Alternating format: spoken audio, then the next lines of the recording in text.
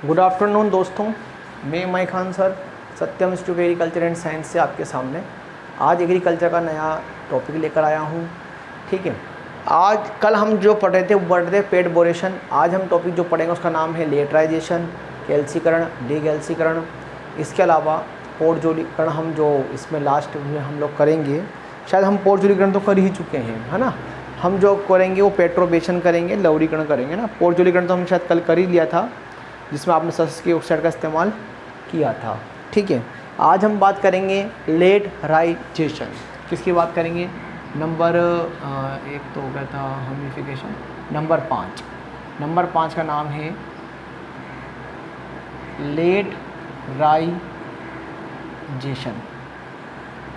देखो सब यहाँ जानना, इसका मतलब होता है ईंट के समान लाल व कठोर।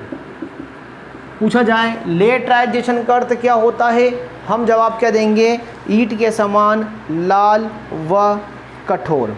ठीक है, अब ये लाल रंग जो होता है ना, ये जो लाल रंग है, इसका जो लाल रंग जो होता है, ये जो आपका ए संस्तर होता है ना, उसमें फेरिक ऑक्साइड Fe2O3 के कारण होता है। लाल रंग किसके कारण होता है? ए संस्तर में Fe2O3 के कारण लाल रंग इसका होता है। नेक्स्ट जो हमारी बात आती है वो ये आती है कि ये जो मृदा होती है ये अम्लीय मृदा होती है, क्योंकि इसमें एल्यूमिनियम और जो आयरन होता है, एल्यूमिनियम और आयरन इसके अंदर ऊपरी संस्तर पाया जाता है, जबकि सिलिका जो होती है वो निचले संस्तर में चली जाती है। ठीक है, इसके अलावा ये उष्ण और अर्ध उष्ण क्षेत्रों में पाया जाता है, और जहाँ पर लगातार तापमान ज़्यादा हो और वर्षा भी अधिक मात्रा में होती है। ठीक है, तो मैंने कहा ये जो मृदा होती है ना, ये कैसी होती हैं? अम्लीय होती हैं। अम्लीय क्यों होती है? क्योंकि जो इसका ऊपरी संस्तर है या ऊपरी स्तर है, वहाँ पर एल्यूमिनियम और आयरन की अधिकता होती है। ठीक है, दूसरी बात, इसमें जो सिलिका होती है, सिलिका रेत SiO2, वो निचले संस्तर में चली जाती है। ठीक है, बात समझ में आ रही है? कैसी होती है? अम्लीय मृदा होती है। क्यों होती है? क्योंकि ऊपरी संस्तर में एल्यूमिनियम और आयरन की अधिकता होती है और सिलिका निचले संस्तरों में चली जाती है। साथ ही साथ निचले संस्तरों में क्षार भी चला जाएगा, तो ऊपर क्या बचेगा? अम्लीय मृदा बचेगी। बात सभी के समझ में आ गई। इसके अलावा हम बात करें ये कहाँ पाई जाती है, तो ये मृदा उष्ण व अर्ध उष्ण क्षेत्रों में पाई जाती है। इसका मतलब जहाँ पर तापमान उच्च होता है व वर्षा निरंतर होती है, वहाँ पर ये काफ़ी अधिक मात्रा में पाया जाती है मृदा। बात समझ में आई? क्या होता है लेटराइजेशन? मतलब ईंट के समान लाल व कठोर होना। लाल रंग क्यों हो रहा है? क्योंकि ए संस्तर में क्या है? Ferric oxide Fe2O3, ferric oxide की काफ़ी ज़्यादा अधिकता है। इसके अलावा मैंने कहा ये मृदा कैसी होती है? अम्लीय होती है। अम्लीय क्यों होती है? क्योंकि इसके ऊपरी संस्तर में एल्यूमिनियम और आयरन की अधिकता होती है, जबकि सिलिका निचले संस्तर में चली जाती है और क्षार भी निचले संस्तर में चला जाता है। ठीक है, इसलिए मृदा कैसी होती है? अम्लीय होती है। ठीक है, इसके अलावा इसका जो ए संस्तर होता है, इसमें सस्कवी ऑक्साइड की अधिकता होने के कारण इसका रंग लाल से बादामी हो जाता है। ये बात में लिख सकते हैं, हम लिख सकते हैं इसके अंदर क्या लिख सकते हैं? इसके ए संस्तर में सस्कवी ऑक्साइड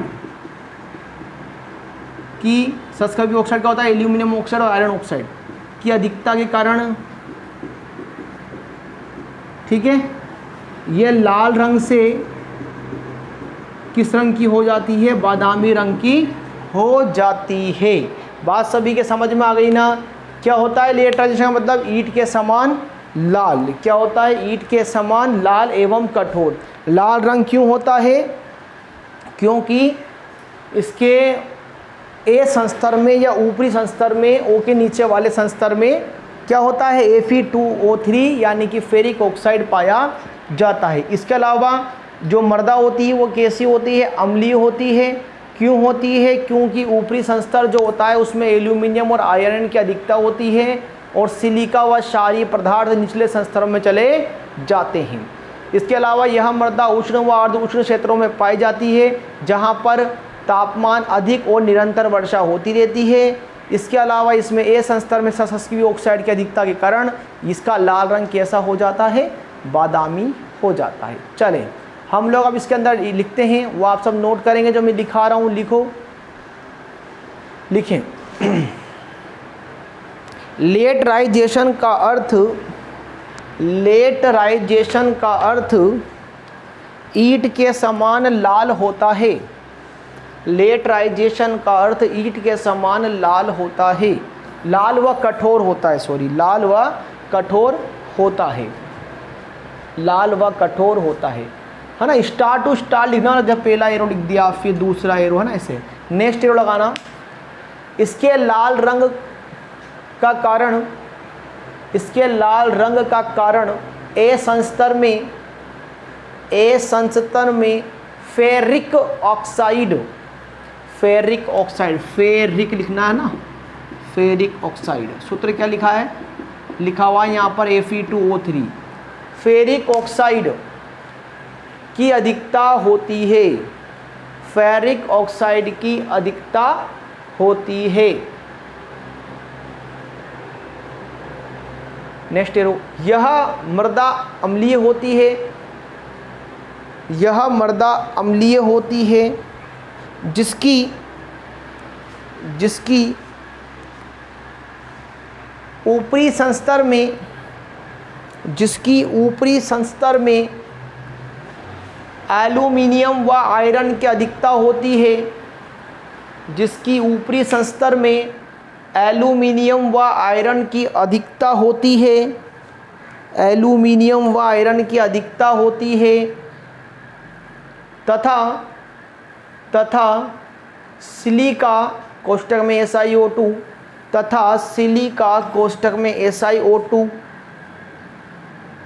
व क्षार, सिलिका कोष्ठक में SiO2 व क्षार निचले संस्तर में चला जाता है, निचले संस्तर में चला जाता है, निचले संस्तर में चला जाता है। नेक्स्ट फिर एरो लगाना। यह मृदा उष्ण व अर्ध उष्ण क्षेत्रों में पाई जाती है, यह मृदा उष्ण व अर्ध उष्ण क्षेत्रों में पाई जाती है जहाँ, जहाँ उच्च तापमान व निरंतर वर्षा होती है, जहाँ उच्च तापमान व निरंतर वर्षा होती है। नेक्स्ट लगाना। इसके ए संस्तर में, इसके ए संस्तर में सस्क्वी ऑक्साइड की अधिकता होने के कारण, सस्क्वी ऑक्साइड की अधिकता होने के कारण इसका लाल रंग बादामी सा हो जाता है, बादामी सा हो जाता है।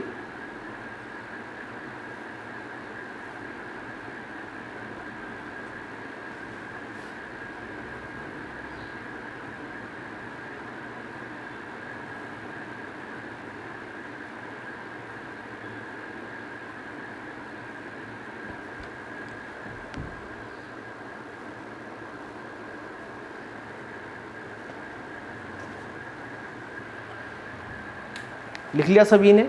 चलेंगे अब नेक्स्ट टॉपिक डालेंगे, कैल्सीकरण, यानी कि मृदा के ऊपरी संस्तरों में कैल्शियम कार्बोनेट का संचलन अथवा अवक्षेपण। कैल्सीकरण नंबर 6 पॉइंट है हमारा।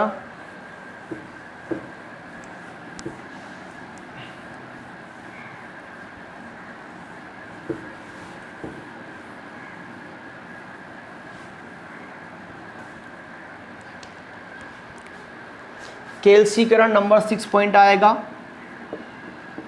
कैल्सीकरण, कैल्सीकरण, ठीक है ना। मैंने कल ही बताया था कि मृदा के जो ऊपरी संस्तर होते हैं उसमें कैल्शियम कार्बोनेट का संचयन एवं अवक्षेपण को हम क्या बोलते हैं, कैल्सीकरण कहते हैं। इसमें कैल्शियम कार्बोनेट का संचयन होने से कैल्सी संस्तर का निर्माण हो जाता है। ठीक है, क्या कहा मैंने, मृदा के ऊपरी संस्तर में कैल्शियम कार्बोनेट का, क्या कहा मैंने सुनना, मृदा के ऊपरी संस्तर जो आपका ओ संस्तर है, ऊपरी संस्तर में कैल्शियम कार्बोनेट CaCO3, क्या नाम होता है इसका, कैल्शियम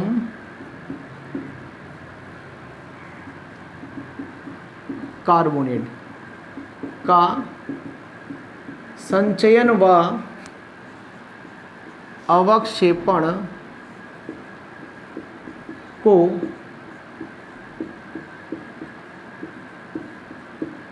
कैल्सीकरण कहते हैं। ठीक है, क्या लिखा, मृदा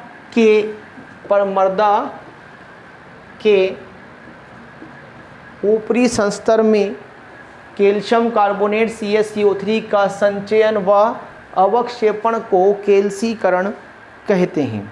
ठीक है, बात समझ में आ गई सभी के। पहली बात तो ये हो गई, ये इसकी परिभाषा हो गई। ठीक है,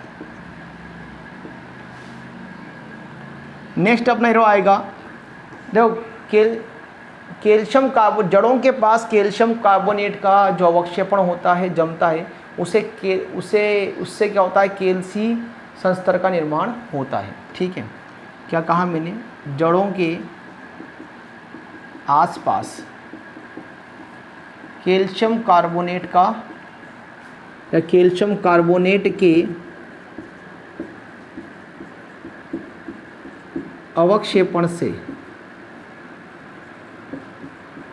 कैल्सी संस्तर का निर्माण होता है। जड़ों के आसपास कैल्शियम कार्बोनेट के अवक्षेपण से कैल्सी संस्तर का निर्माण होता है। यह प्रक्रिया में जड़ों में पाई जाने वाली CO2 व H2O की कैल्शियम Ca2+ आयन की क्रिया के फलस्वरूप होती है। कैसे होगी, देखो CO2 जो है वो H2O से क्रिया करेगा, H2CO3, 2 और 3 CO3 है ना, इसका नाम क्या हो जाता है, कार्बनिक अम्ल। क्या बन गया, कार्बनिक अम्ल बन गया। अब ये जो H2CO3 होते हैं ना, ये कैल्शियम Ca2+ आयन से क्रिया करेंगे और क्या बना लेंगे, कैल्शियम बाइकार्बोनेट, है ना, Ca2 नीचा जाएगा और H भी एक हो जाएगा, CO3 है ना, H2CO3 बना लेगा। इसका नाम क्या हो जाएगा, कैल्शियम बाई कार्बोनेट। ठीक है, यहाँ पर अपन 2 लगा देते हैं, यहाँ भी 2 लगा देते हैं, नहीं, कैल्शियम कितना है इसमें, H कितने, 2 हो रहे हैं, कार्बन कितने इसमें कार्बन 2 हो रहे हैं ना, कितने हो रहे हैं, कार्बन 2 ही हो रहे हैं ना, H2CO3 है ना, तो H2CO3 हो रहा है। ठीक है, नहीं तो नीचे है ना, कैल्शियम बाई कार्बन, और एक इसमें H2, यहाँ 2 लगा के यहाँ H2 गैस बाहर निकाल दो, कैल्शियम बाई कार्बोनेट बन गया ना। बाद में जो ये कैल्शियम बाई कार्बोनेट है CaHCO3 का होल ट्वाइस, है ना, ये गर्म या हीट होगी तो कैल्शियम कार्बोनेट में टूट जाएगा और H2O जो है वो बाहर हो जाएगा। ठीक है, तो कैल्शियम कार्बोनेट बन गया है। क्या बन गया, कैल्शियम कार्बोनेट। ठीक है, CaCO3 इसके अंदर बन जाएगा ना, CaCO3 बन गया, पानी अपन ने बाहर निकाल दिया और एक CO2 निकलेगी, CO2 बाहर निकल जाएगी। ठीक है, बात सभी के समझ में आ रही है कि नहीं आ रही है? क्या लिखा है इसमें एक बार पढ़ लेना, मृदा के ऊपरी संस्तर में जब कैल्शियम कार्बोनेट का संचलन व अवक्षेपण हो जाता है तो उसे कैल्सीकरण कहते हैं। जड़ों के आसपास CaCO3 के अवक्षेपण से कैल्सी संस्तर का निर्माण हो जाएगा। इस प्रक्रिया में जड़ों में पाई जाने वाली CO2 व H2 की Ca2+ के साथ क्रिया के फलस्वरूप बनेगी। कैसे बनेगी? CO2 ने H2O से क्रिया करी, H2CO3 बनाया, जिससे आपने कार्बनिक अम्ल कह दिया। ये जो कार्बनिक अम्ल के दो अणु थे, कैल्शियम 2+ आयन से क्रिया करी, कैल्शियम बाइकार्बोनेट CaHCO3 का होल ट्वाइस बनाया, और इस कैल्शियम बाइकार्बोनेट बाद में टूट गया, H2O CO2 वापस जड़ों को मिल गई है, और जो सतह थी ऊपरी वाली वहाँ पर कैल्शियम कार्बोनेट का जमावड़ा या अवक्षेपण हो गया है। बात सभी के समझ में आई कि नहीं आई? आ गई सभी के समझ में? आप 10 बार समझेंगे एक ही चीज़ आएगी समझ में। अब बात क्या होती है कि ये मिलती कहाँ पर है? तो जहाँ वर्षा कम होती है, जहाँ की मिट्टी काफ़ी शुष्क होती है, वहाँ पर ये मिलेगी, और घुलनशील जो भी भस्म होगी वो निक्षालित होकर निचले संस्तर में चली जाएगी, है ना। तो कहाँ मिलेगी ये? यह मृदा कम वर्षा वाले व शुष्क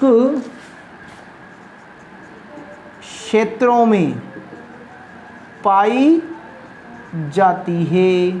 ठीक है, और एक लास्ट लाइन में और यहां लिख देता हूं,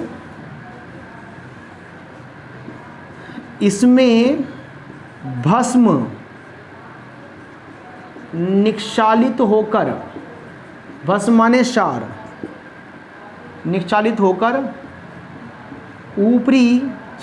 निचले संस्तरों में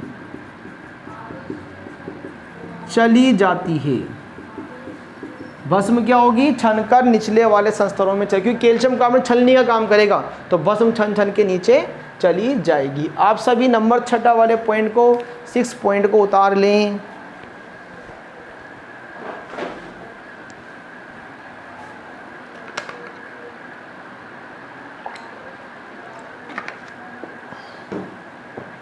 उतारें। लेटराइजेशन पूरा हो गया है।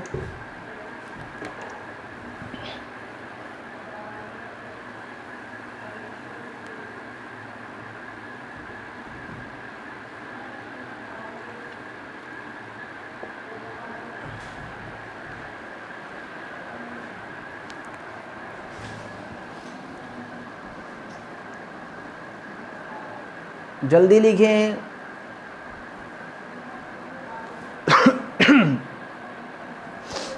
सॉरी,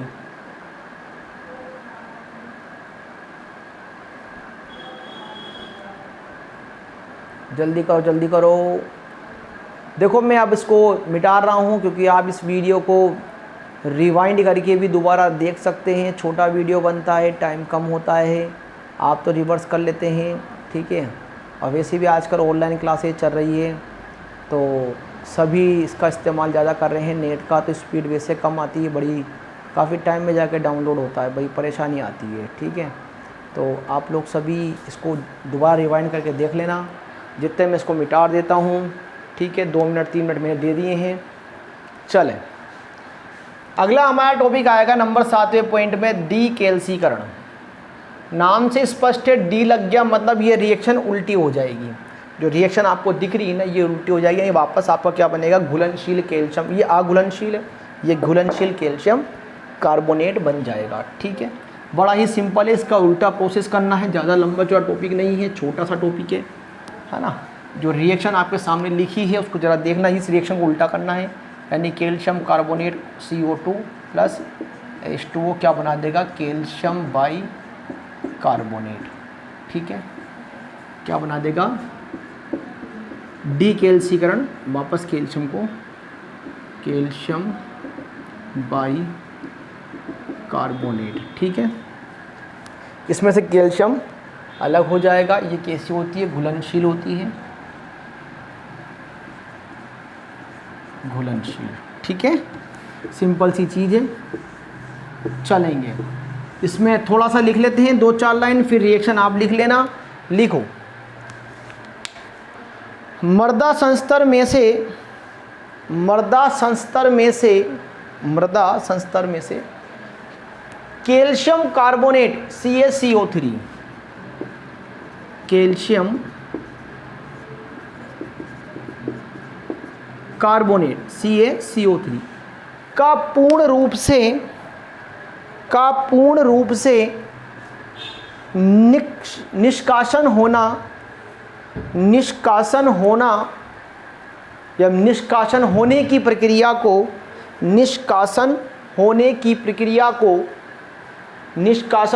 प्रक्रिया को डीकैल्सीकरण कहते हैं। निष्कासन होने की प्रक्रिया को डीकैल्सीकरण कहते हैं। डीकैल्सीकरण कहते हैं, है ना। ये लिख लेना रिएक्शन, उसके बाद और एक लाइन लिख लेना,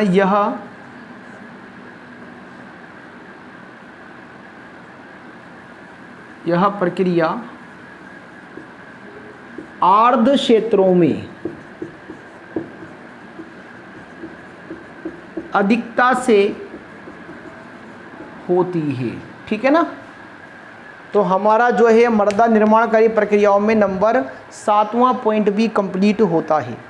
इसके बाद सेकंड लास्ट पॉइंट आएगा लवणीकरण, सेलिनाइजेशन। जल्दी से रिएक्शन लिख लें।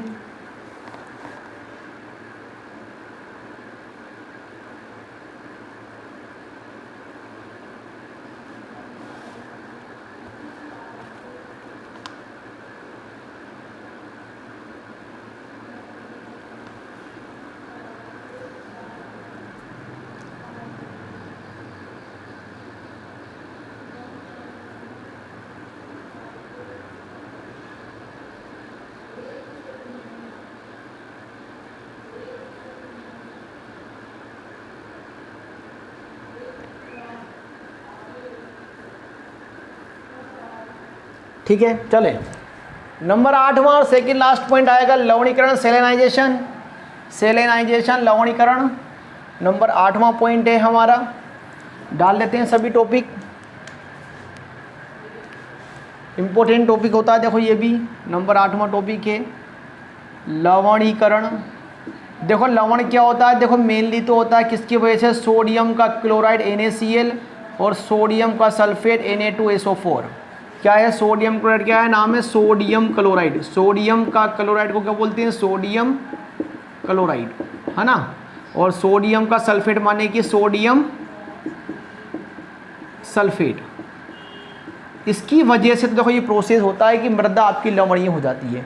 इसके कारण क्या होता है, एक तो मृदा का निष्कासन, मृदा में लवणों का अच्छे से नहीं हो पाएगा, जल स्तर ऊंचा हो जाएगा। ये सब कब होता है, जब पानी के अंदर सोडियम के लवण की मात्रा अधिक हो जाती है और मृदा लवणीय हो जाती है। वो छोटा सा टॉपिक है लिखना लवणीकरण के अंदर। लिखो मृदा में NaCl लिखने के बाद लिखना कोष्टक में सोडियम क्लोराइड। मृदा में NaCl कोष्टक में लिखो सोडियम क्लोराइड व Na2SO4 कोष्टक में लिखो सोडियम सल्फेट।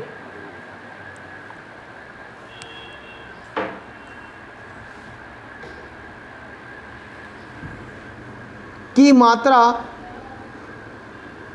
ऊपरी संस्तर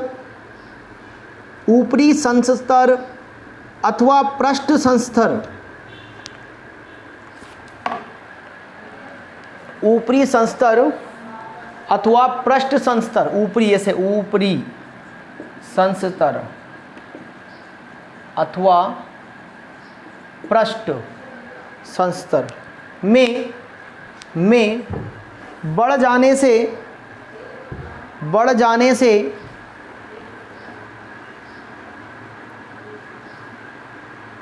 से ये लवण मृदा में सफ़ेद परत के रूप में, ये लवण मृदा में सफ़ेद परत के रूप में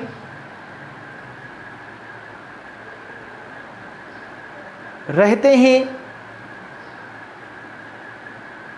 जिससे कि मृदा में जल स्तर का ऊंचा रहना,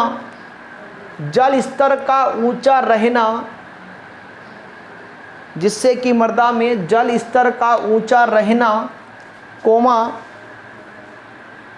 जल निकास का उपयुक्त ना होना, जल निकास का उपयुक्त ना होना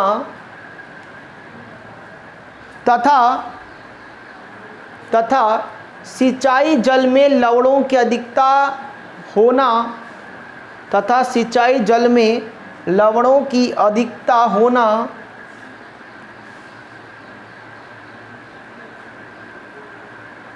जैसी समस्या होती है तथा मृदा लवणीय हो जाती है। समस्या होती है तथा मृदा लवणीय हो जाती है।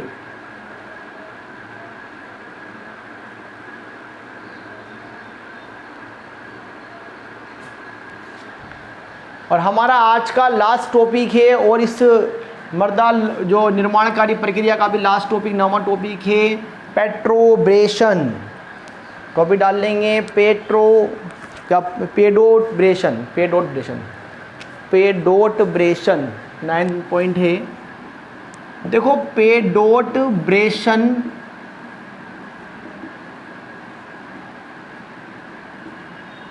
ऐसे लिख दो, चाहे पेडोटब्रेशन ऐसे भी लिख सकते हैं ना। सुनना मेरी बात, हमारे पास संस्तर होता है ना, ए संस्तर बी ओ सब, ये संस्तर एक दूसरे में मिश्रित हो जाएं। क्या हो जाएं?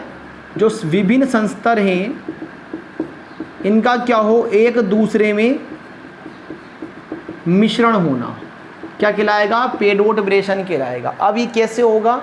ये काम ऊपर नीचे कब हो सकती है? ये काम ये चींटियाँ करेंगी, दीमक करेंगे, वे जंतु जो जमीन में रेत को ऊपर नीचे कर सकते हैं वही ये काम कर पाएंगे। तो इस प्रक्रिया को हम क्या बोलते हैं? पेडोटब्रेशन कहते हैं। ठीक है, तो लिखना, सभी लिखेंगे, लिखना मृदा के विभिन्न संस्तरों का आपस में मिश्रित होना, मृदा के विभिन्न संस्तरों का आपस में मिश्रित होना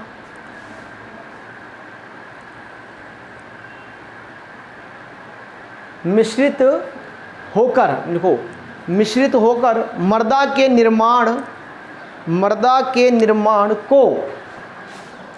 के निर्माण को पेडोटब्रेशन कहते हैं। स्टार्ट। तो लिखेंगे इसके अंदर, पेट्रोब्रेशन के अंदर जो मैं आपको बता रहा था, लिखो इसके अंदर, परिभाषा हो गई थी ना, पेट्रोब्रेशन कहते हैं। नेक्स्ट इसमें आगे लिखो, पेट्रोब्रेशन प्रक्रिया को मृदा में पाए जाने वाले जंतु जैसे, पेट्रोब्रेशन की प्रक्रिया को मृदा में पाए जाने वाले जंतु जैसे चींटी, दीमक, केंचुए तथा गाद बनाने वाले जंतु वनस्पति व क्ले के संकुचन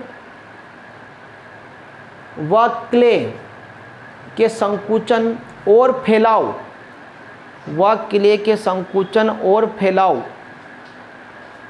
से होता है।